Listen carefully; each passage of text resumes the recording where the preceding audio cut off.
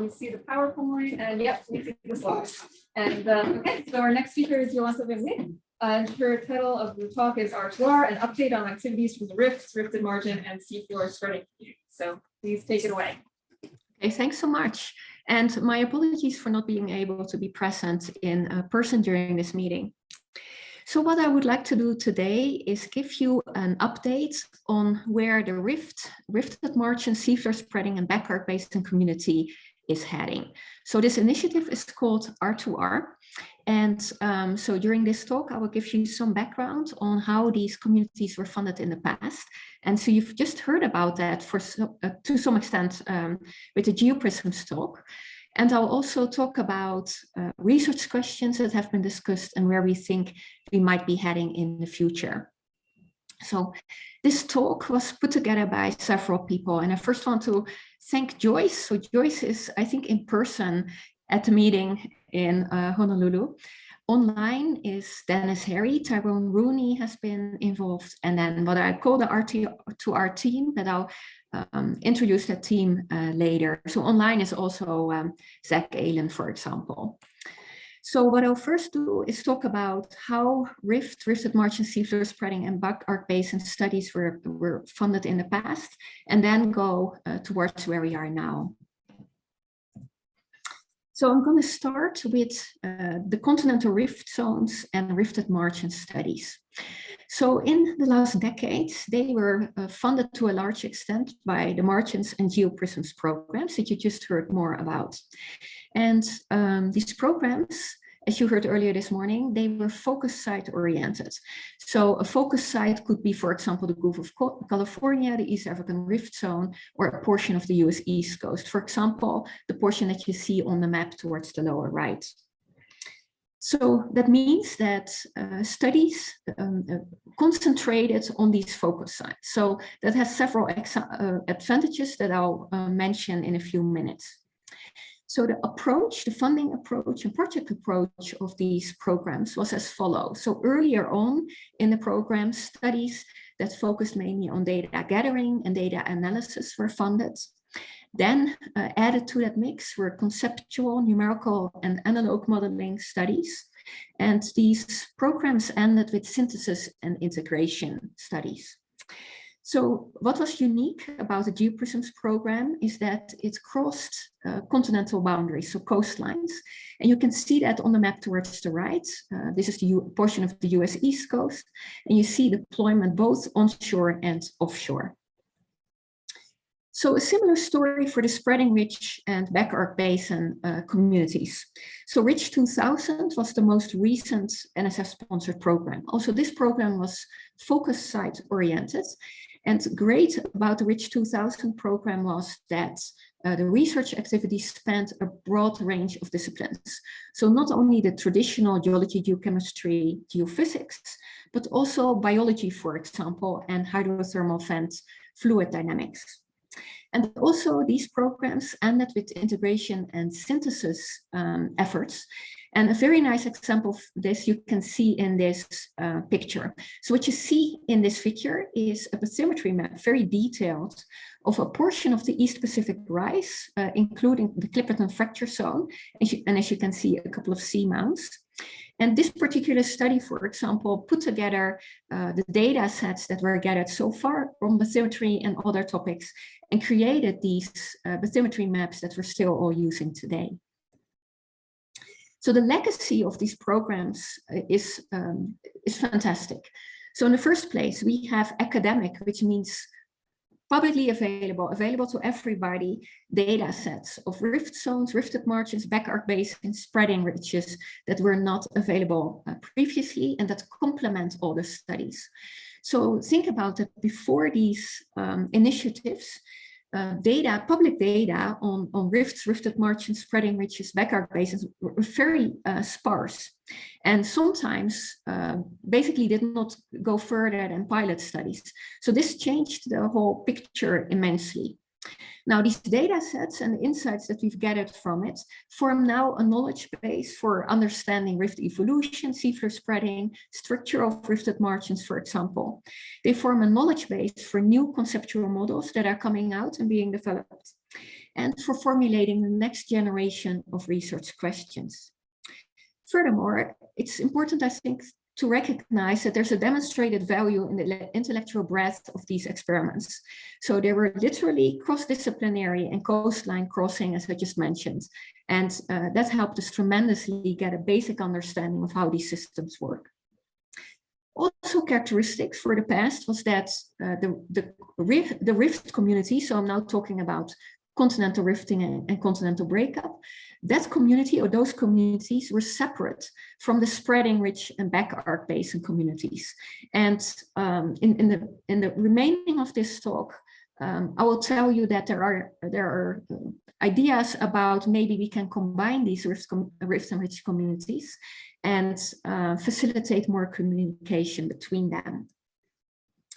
So last summer, summer 2021, these communities came together and held an R2R, so rift to ridge workshop. This was a workshop that was sponsored by NSF GeoPRISMS, and it was organized to build a community of rift marchants, back arc basins, and spreading ridge scientists. It was also organized to listen to inspiring scientific facilities, instrumentation, data, archiving, and DEI talks, so very much like this meeting, and to develop a vision for a new NSF-supported ridge-to-rift science and maybe initiatives on how to implement them. This was an online-only meeting, so we never were able to visit the CSU campus, but the meeting was hosted by CSU, and there were many people involved, and I've just listed a few names here at the bottom of this slide, and maybe you recognize the names from these different communities. So literally from surface processes to mental processes, and in oceanic spreading ridges to continental rift communities. So during this workshop, there were a lot of science talks, and the scientific focus topics that were prioritized by the workshop participants could be categorized into three topics. And I will explain all of them with some examples in the next few minutes. So the first topic is the rifting cycle. And this is a cycle that is important both in oceanic domains, so seafloor spreading, and continental domains, and includes different time scales and different spatial scales.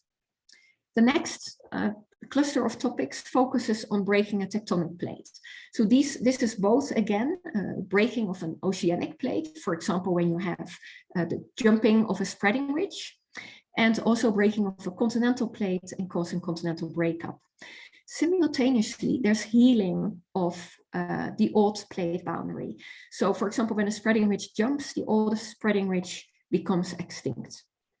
When a continent breaks up, the margin, the rifted margin, eventually becomes older and mature. And then the third series of topics cluster around the feedback between tectonics, magmatism, climate, life, landscapes, and seascapes. You can see already the overlap here with SC4D. So I'll give you a couple of scientific topics that may fall into these three categories, but please keep in mind that these topics are, of course much bigger. So the first cluster of topics focuses on the rifting cycle. So this is characterizing extensional processes across time and spatial scales. So the rifting cycle, of course, is a very old concept, and it was reviewed or reintroduced in a review paper in 2013. And the figure that you see on this slide shows on the vertical axis time in years. And it gives you an idea of what this rifting cycle, how people think about it. So there are processes that occur on very short time scales. Think, for example, about seismogenic slip and aseismic slip. There's processes that occur on intermediate time scales of years to maybe tens or hundreds of years. So think about seasonal stressing, for example, volcano recharge. And then there are processes that occur over much longer time scales, such as, for example, intraplate stress field changes. Now, with this is also a category of processes that occur on smaller scales, for example, the grain boundary scale, to the large tectonic plate scale. And together, these processes add up or sum up to form rift structures, either at mid-ocean spreading ridges or maybe in continents, that form the structure that we witness actually today. So the idea about this rifting cycle is that eventually, and this is again very similar to the SC4D initiative, we would like to come to a state of understanding in which we understand how these rapid processes, for example, seismogenic slip and magmatism, add up and interact with isostatic compensation, elastic rebound, metasomatism, rheologic changes to form the structures that we're looking at, that we're witnessing. So this rifting cycle also includes topics such as understanding rock deformation not only in pure orthogonal systems, but also, for example, in transtensional systems, and understanding why these rock deformation processes and mechanisms may sometimes be different from when we are looking at rock deformation under compression or transpression. So I've taken here an example of an analog modeling study that's more than a decade old now, that studied oblique extension. And what we know more and more from recent studies is that when you look at places where there has been continental breakup, often that breakup axis looks like it had a large strike slip component. So that makes this breakup process very three-dimensional and makes studying continental breakup more complex. I brought several other examples that are related to breaking up of a tectonic plate. So the picture towards the lower left, that map, you can find if you just Google mid-continental rift. So it is a map of the central eastern portion of the United States, and the colors show Bouguer gravity anomalies. So there's this large red blob in the center of this figure, which very nicely outlines the mid-continent rift. And this rift was very volcanic, very magmatic, but it did not break up the continent. And we can recognize it easily today in potential field studies because of all these volcanic rocks. So the question is, why would a rift zone like this not break up, while others do after a short period of time with much more limited magmatism? The figure that I brought from the study towards the right is this was a study that summarized data sets worldwide from rifted margins and looked at what the state of stress was during continental breakup. And if you look at panel B, you're looking here at the North Atlantic Ocean around the time of continental breakup, about 54 million years ago. The green slurve that you see in there, that's the orientation of the old rift structures that were present. And the breakup axis, as you can see there, cut right across these old rift structures, like they're never even there and like their orientation doesn't even matter. A few more examples. Towards the left, you can see a figure that illustrates how microcontinents or microplates may form. So we first have a spreading ridge system that is well developed. Then the spreading ridge system becomes magma starved, it slows down, and at that point in time becomes stronger. So if extension continues, you can imagine that the spreading system will jump to a new location. If it finds a weak place in a continent, you will form a microcontinent. If it finds a weak place in an oceanic plate, you will have a ridge jump. This idea of ridge jumps is also illustrated in the figure towards the upper right. So in the center, you see a spreading ridge, and people have thought a lot about why these spreading ridges often jump to new locations or lengthen or shorten. The last example that I brought is the lower right. So here you can see 3 transects through mid-ocean spreading ridges of very different places on Earth. You can see that those locations indicated in the little globe. So you're looking here at earthquake distributions in these segments, and already you can see that there's a large difference in the structure of these segments. And these differences seem as large as the differences that we see between narrow and wide continental rift zones, for example, or between volcanic and non-volcanic rifted margins. Now, as Howard just mentioned, the role of fluids is very important in rifting processes as well. Towards the left, you can see a map of Eastern Africa with magmatism or volcanism indicated. Still, we don't really understand how rifting is affected by volcanism and vice versa, how rifting affects volcanism. Towards the right, I chose the same example as that you've seen earlier today, a study that showed or that looked at fluid migration through the lithosphere in Eastern Africa. And here we did see that fluid migration affects volcanism. There's a lot of evidence for that, but if it also affects rifting and how is not well understood. Now, the 2021 workshop showed a lot of interest. People had a lot of interest in trying to combine tectonics, magmatism, climate, life, landscapes, and seascapes, and this includes sedimentation, surface processes, etc. And more recently, we've started to look at these processes, but this work is only in the beginning phase. What you see in this, for example, is a landscape evolution model in which a rift segment opens that fills up with sediments, initially also with water because the rift segment is underfilled, the rift basin is underfilled. Eventually, it completely fills up, it becomes overfilled, it spills over, and water and sediments leave the rift basin. Now, during this workshop, we also talked about societal relevance and rifts, rifted margins, spreading ridges and back arc basins have been very important for humans, for human evolution, and have current societal relevance. And I just want to mention a couple of examples that people talked about a lot. So I'm going to go through 5 examples. The first one is hazards and hazard mitigation. Then critical minerals and mineral resources. And this is a topic that becomes more important as we're transitioning away from fossil fuels. Hydrology, groundwater, and surface water.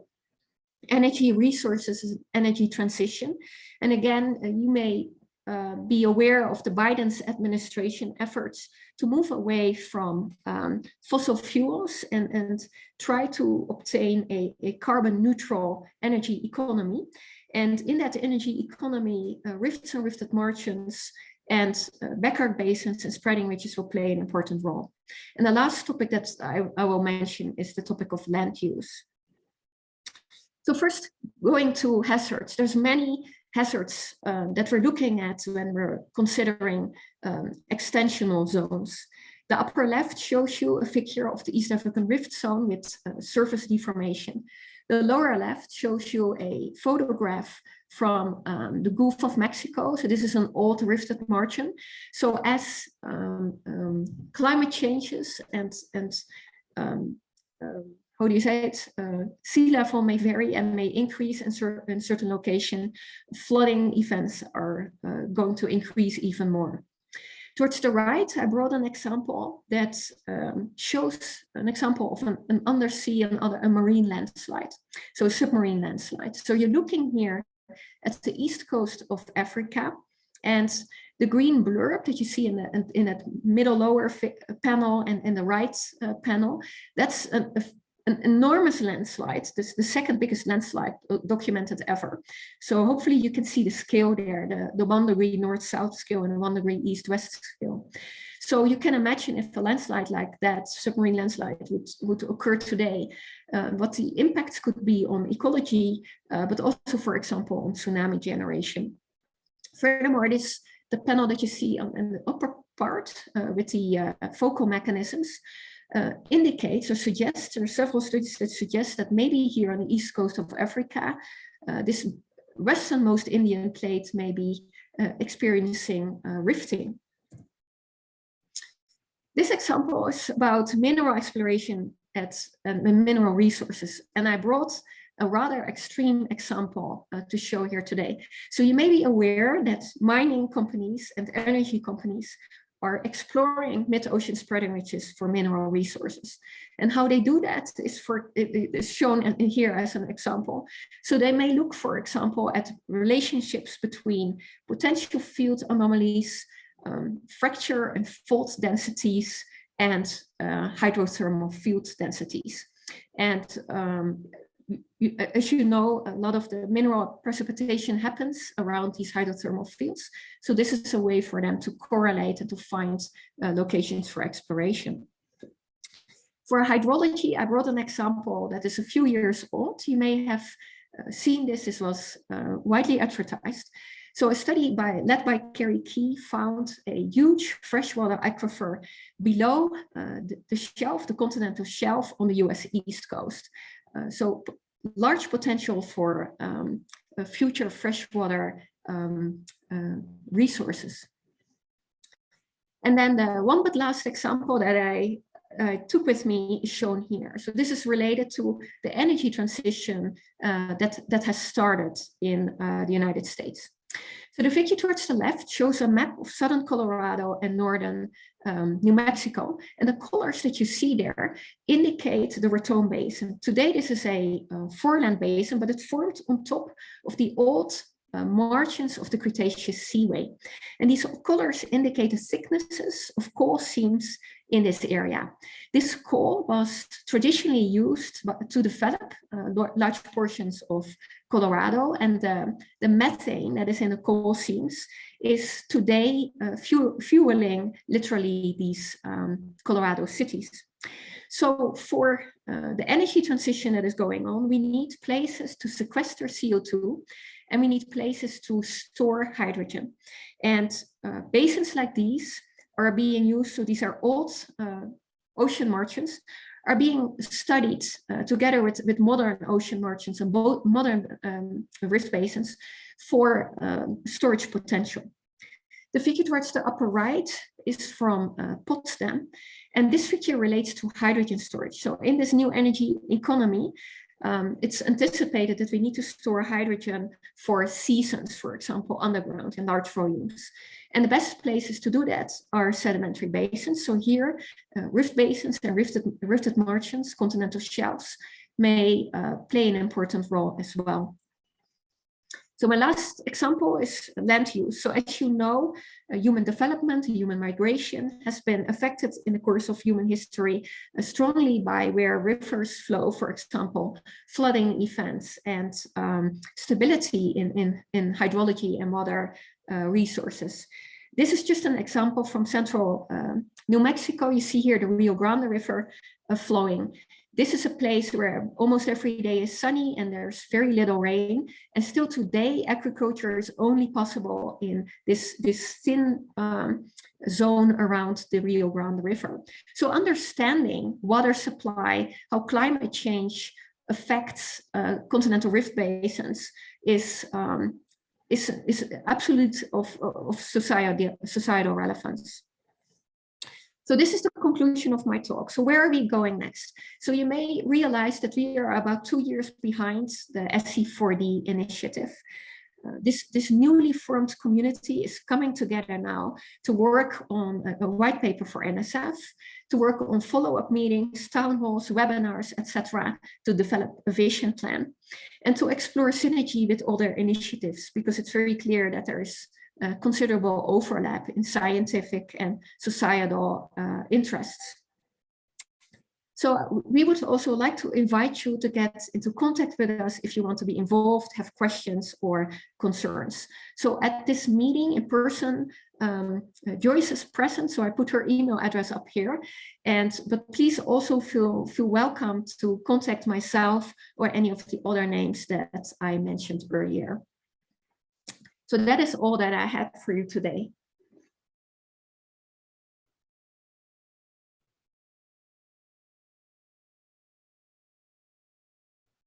Thank you so much. So there was also a question in the chat asking about how to participate and get more involved in, and Dennis Terry, who's also in the online ether, gave his email, write it on the whiteboard for people here. Thank you so much. So are there any other quick questions from the room, either for this side? Yeah. So I was just curious whether, I mean, what Harold presented was based on a research coordination network funding that was obtained to build that program. I'm curious whether you guys have been thinking about submitting a similar proposal to try to build this. Yes, we have. We are actually thinking about this. So we are not even in the stage yet that this has been, that we have formulated RCNs, but that is absolutely the road towards the next step. Yeah, so thank you for bringing that up.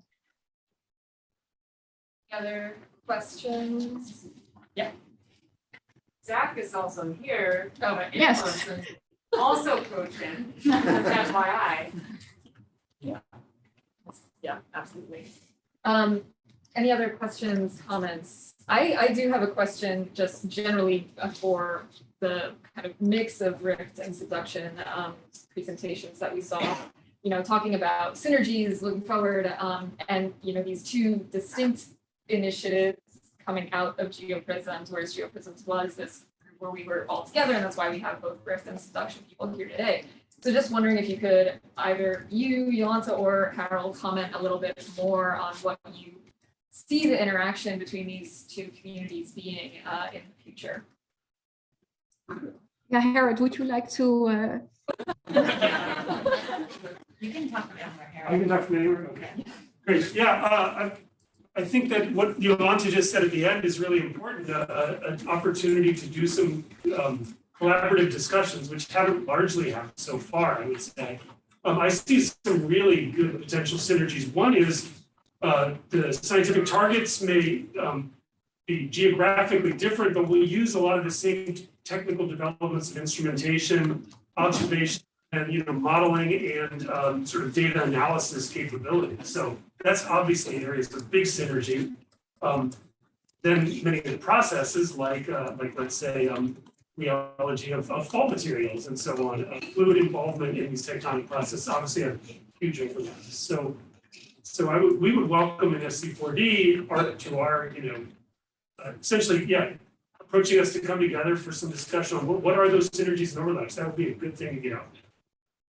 Yeah, so I absolutely agree. And also, I forgot to mention that example, but so some of you may have worked on numerical or analog modeling of compressional systems and extensional systems. If you work on that, or if you look at those studies, the parameter values that we have to put into our numerical models to make these systems in the different tectonic environments work are different. But we're talking about the same Earth and the same rocks. So I think that illustrates that we don't really understand yet why we have to put in these different values. And so there's also synergy in trying to understand how rocks deform and how they behave under different stress fields. Thank you. Any other questions, comments, anything? Yep.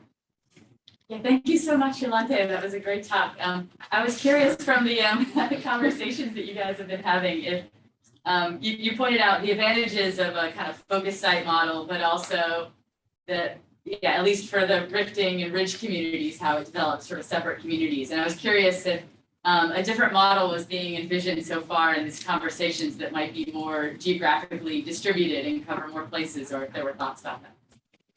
Yeah, you may remember from that workshop last summer. So there's people recognize that maybe in this next phase, maybe understanding processes. So when I talked about the rifting cycle, I meant processes. Maybe focusing on processes is more prominent, and you can imagine that you would choose like what SC4D is doing. That you would think about, what focus sites best, serve you to understand these processes. So in some cases, that can be a traditional focus site, in how we've seen that before. In other cases, I can imagine that a focus site may be a layer within the lithosphere, for example. So the term focus site may have a different meaning than a geographical location. And that's a good question. Thanks. At this time, I want to make sure that we have time to hear from the early career breakouts. So I'm going to end questions there. But again, please do email people that are not here, talk to people that are here. And again, thank you to all the speakers for those great talks to set off this.